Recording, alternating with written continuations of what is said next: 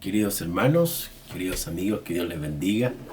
Es bueno estar nuevamente reunidos para siempre compartir la palabra del Señor. Hoy vamos a continuar con la epístola del apóstol Pedro, ahí en el capítulo 4, los versículos 12 al 14. Primera de Pedro, capítulo 4, versículos 12 al 14. Dice así la palabra del Señor. Amados, no se sorprendan del fuego de la prueba que les ha sobrevenido, como si alguna cosa extraña les aconteciese, sino gócense por cuanto son vituperados por los padecimientos de Cristo, para que también en la revelación de su gloria se gocen con gran alegría.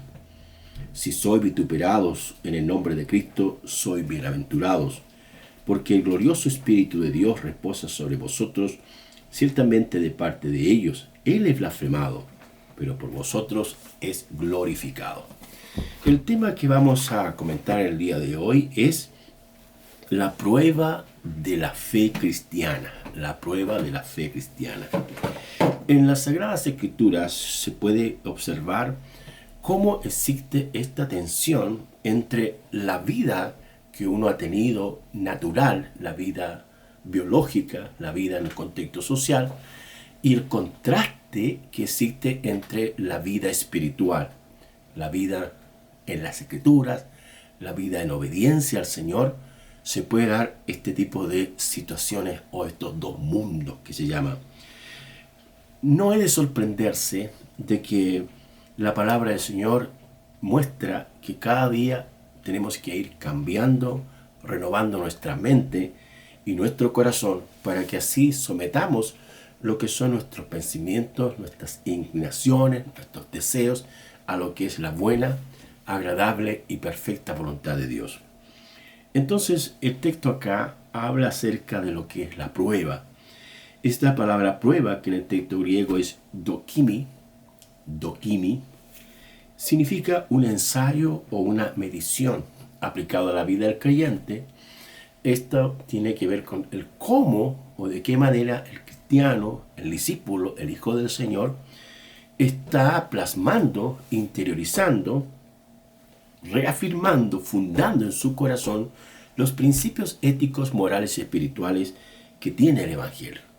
Y renunciando o lavando su mente y corazón en cuanto a hacer morir en su vida lo terrenal y aquellas cosas que son solo actos y que conducen al pecado y a la muerte o a la separación de Dios de las personas. Lo que sí tenemos que decir es que cada día el creyente se va a ver enfrentado a diferentes tipos de mediciones, de ensayos o de pruebas. Y eso en un sentido es bueno porque todo va a depender de dónde viene lo que es esta medición. Pero aquí en el pasaje, el autor bíblico muestra tres aspectos de lo que sería la prueba de la fe cristiana. La primera es no sorprenderse por la prueba. ¿Por qué razón? Porque de una u otra manera nosotros nos vamos a encontrar con situaciones adversas, situaciones complejas, difíciles o críticas a veces de abordar o de resolver. El autor bíblico usa acá el fuego de la prueba. No sé si usted ha visto todos estos procesos de lo que hacen las fundiciones, donde van echando los metales de una u otra manera y los van calentando hasta que quedan líquidos. Y es así como esos minerales o metales de diferentes características, sea aluminio, cobre, oro u otros, llegan al momento a que alcanzan el máximo de la temperatura para que lleguen a estar líquidos. Y es el mismo sentido en que el creyente también se encuentra a veces con momentos de prueba que son como fuego, que son difíciles, que son complejos. Pero es ahí donde nosotros tenemos que clamar y buscar ayuda del Señor para poder salir adelante de manera victoriosa. Y es Dios quien se ha comprometido, siempre podemos decirlo, que Él se ha comprometido a ayudarnos, tomarnos de la mano, guiarnos por este camino difícil a veces que se pone y sacarnos adelante. El pasaje del Antiguo Testamento, Dios le dice a su pueblo, que Él los llevó por el seco cuando Él abrió el mar y los sacó a su pueblo victoriosamente. Ellos caminaron por seco, abrieron el mar el Señor. Incluso hay promesa que dice que el fuego no va a tocar la vida del Hijo de Dios. Habla también de cómo los ángeles protegen al cristiano en esos caminares de la vida y que a veces son muy difíciles desde el punto de vista humano, desde el punto de vista del sentimiento y del dolor que las pruebas a veces producen. Por eso, ahí en 1 Corintios capítulo 10, versículo 13, voy a buscar ese pasaje, dice: no les ha sobrevenido ninguna tentación que no sea humana, pero fiel es Dios, que no les dejará ser tentados más de lo que pueden resistir, sino que dará también juntamente con la tentación la salida para que puedan soportar. Es decir, que en las tentaciones, también el Señor Jesucristo dice que hay que velar y orar. Y el Señor Jesús, hablando acerca de este tipo de situaciones, le dice: velad y orad para que no entréis en tentación. Entonces, a veces, falta de oración, falta de estar vigilando, falta de estar atento, es que nos sorprenden algunas situaciones, problemas complejos o difíciles, pero a pesar de eso, el Señor está allí igual. La fidelidad de Dios en la tentación, el aprender a resistir la adversidad, que a veces es difícil, insisto, no es fácil la vida cristiana. Y al mismo tiempo es que todas las tentaciones o pruebas tienen una salida. Esa salida tiene que ser éticamente correcta, espiritualmente correcta. No puede ser una salida fácil de querer librarnos de una situación, sino que hay que salir adecuadamente. En segundo lugar, en el tema de las pruebas de la fe cristiana, tenemos que aprender a gozarnos con Cristo. La palabra del Señor nos dice que el gozo del Señor es nuestra fortaleza. Cristo Jesús padeció y el creyente padece también en su vida cristiana. Lo hace como soltero, lo hace como casado, lo hace también en la vida de las relaciones laborales, lo hace también en la vida económica, en la vida de los sentimientos. En todas las áreas, el creyente tiene que aprender a gozarse, porque el gozo del Señor es la fortaleza para la vida del Hijo de Dios. En el texto de Isaías 53, este gran profeta que profetizó ahí en el siglo VII antes de Cristo, habla acerca del sufrimiento, habla acerca de cómo nuestro Señor Jesucristo vivió situaciones difíciles, padeció como cristiano, como el Cristo único de todo, como el modelo para todos los cristianos. Y quiero leer algunos versículos de Isaías 53, 7 al 11. Dice: angustiado él y afligido, no abrió su boca, como cordero fue llevado al matadero, y como oveja delante de sus trasquiladores, enmudeció y no abrió su boca.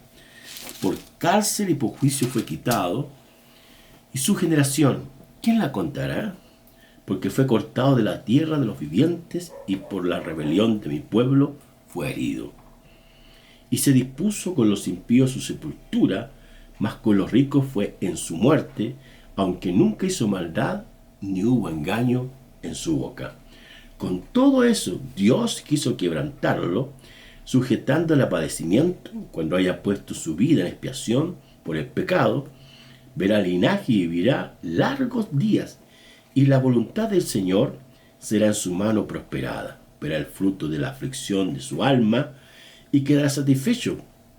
Por su conocimiento juzgará a mi siervo justo a muchos, y llevará las iniquidades de todos ellos. Ese texto, originalmente, el pueblo de Israel lo aplicaban a ellos mismos. Pero si miramos el análisis correcto del pasaje, tendríamos que decir en primer lugar que el siervo que sufrió en su ministerio profético fue Isaías. En segundo lugar, el siervo que sufrió históricamente la realidad de las pruebas y a veces desobediencia a su propio pecado fue Israel y Judá. Pero el siervo neotestamentario que encarna todo lo que es el sufrimiento y los padecimientos por causa del pecado de la humanidad se llama Jesucristo. Y a veces nosotros, la iglesia, sufre también frente al contexto social imperante, donde hay una mentalidad diabólica, humanista. No quiere que la iglesia se instale en un lugar geográfico específico, pero no olvidar que es el mismo Satanás que a veces se opone y se opone tenazmente para que la evangelización no le llegue a las personas que están ciegas, porque el mismo Satanás ciega el entendimiento de los incrédulos para que no les resplandezca la luz del Evangelio. Sin embargo, tenemos que decir en forma enfática y contundente de que ni las puertas del Hades nunca podrán controlar la iglesia del Señor ni la palabra permanente del Dios eterno.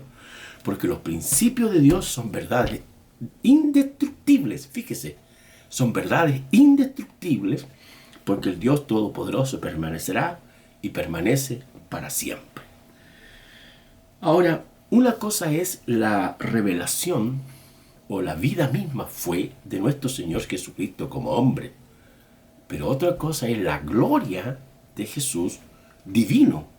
Y quiero referirme ahí cuando dice en Primera de Pedro 4:13, dice, para que también en la revelación de su gloria se gocen con gran alegría.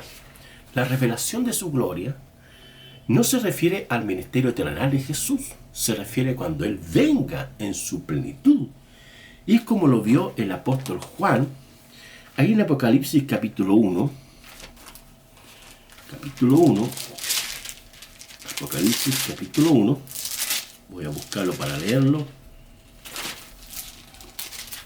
los versículos 10 al 17, dice, yo estaba en el Espíritu en el día del Señor, oí detrás de mí una gran voz como de trompeta que decía, yo soy el Alfa y la Omega, el primero y el último, escribe en un libro lo que ves y envíalo a las 7 iglesias que están en Asia, en Éfeso, Esmirna, Pérgamo, Tiatira, Sardis, Filadelfia y Laodicea. Y me volví para ver la voz del que hablaba conmigo, y vuelto vi 7 candelabros de oro. Y en medio de los 7 candeleros, a uno semejante al Hijo del Hombre, vestido de una ropa que llegaba hasta los pies, y ceñido por el pecho con un cinto de oro. Su cabeza y sus cabellos eran blancos como blanca lana, como nieve, sus ojos como llama de fuego, y sus pies semejantes al bronce bruñido y refulgente, como en un horno, y su voz como estruendo de muchas aguas.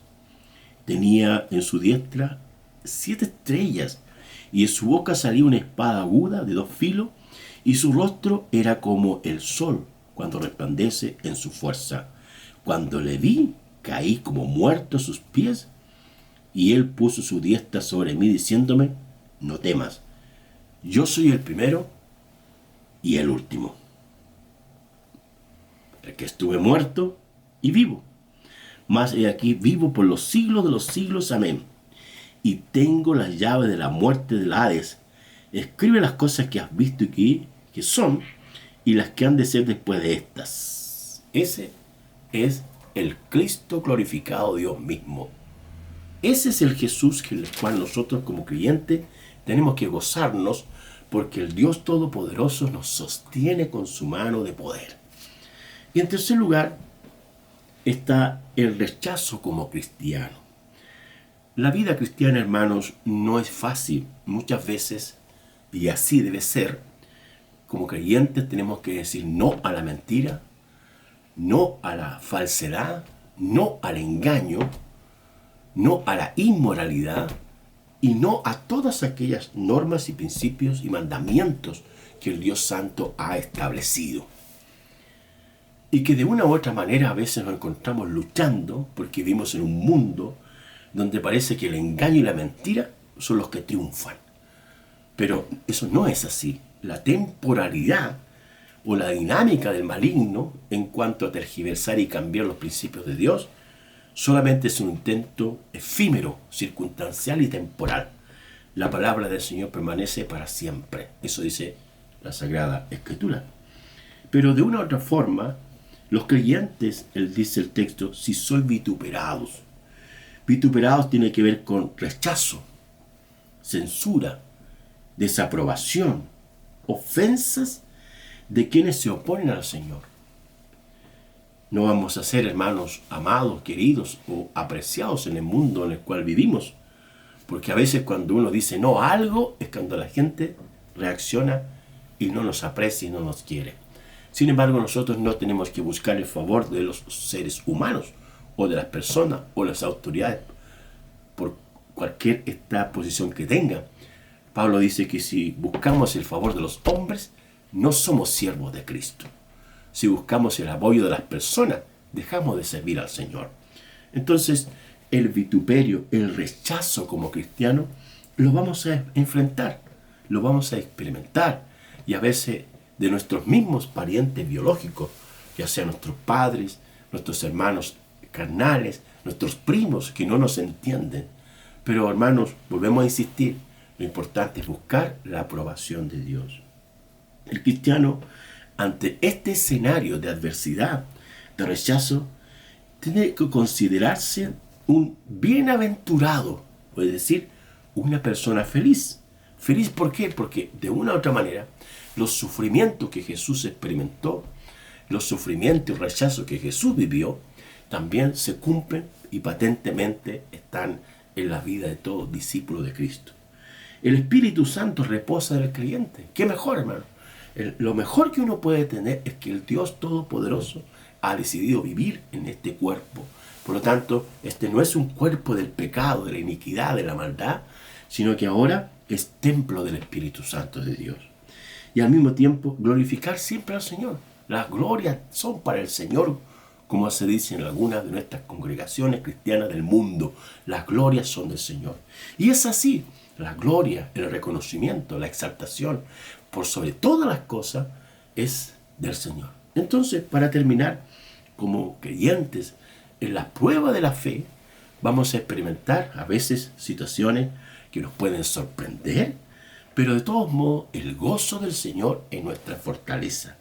Y si algunas personas nos rechazan, no nos aceptan, nosotros tenemos que estar contentos, alegres en el Señor, porque su fortaleza, su poder y su gracia son más que suficientes para nuestra permanencia aquí en la tierra.